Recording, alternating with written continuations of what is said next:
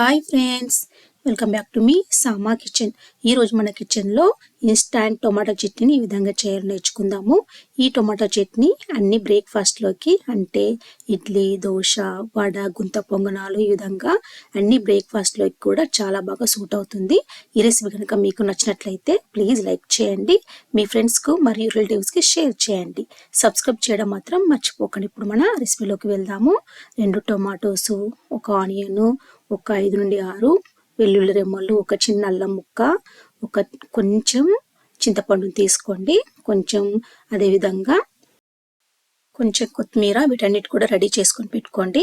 ఇప్పుడు stove on చేసుకొని pan పెట్టుకొని ప్యాన్ వేడెక్కిన తర్వాత 1 టేబుల్ స్పూన్ వరకు ఆయిల్ వేసుకోండి. ఆయిల్ వేడెక్కిన తర్వాత కట్ చేసిన టొమాటోస్ వేసుకోండి. కొంచెం మగ్గిన తర్వాత ఆనియన్ వేయండి. ఆనియన్ వేసిన తర్వాత ఒకసారి బాగా కలిపేసి ఇందులో ఒక 4 నుండి 5 ఎండుమిర్చిలు వేయండి. తర్వాత అల్లం, వెల్లుల్లి రెమ్మలు వేసుకొని ఒకసారి బాగా కలిపేసుకొని ఒక 1 మినిట్ వరకు మూత పెట్టుకోండి. తర్వాత మూత తీసేసి ఒక 1 టీ స్పూన్ వరకు జీలకర్ర వేసుకొని మళ్ళీ ఒక 1 మినిట్ వరకు మూత పెట్టేసుకోండి.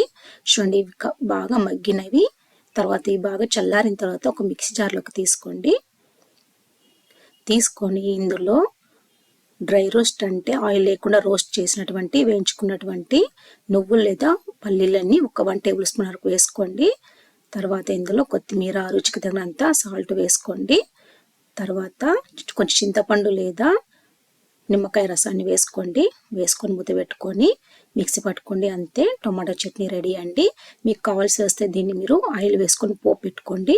నేను ఆయిల్ తక్కువగా వాడతాను, అందుకే పోపు పెట్టుకోవటం లేదు.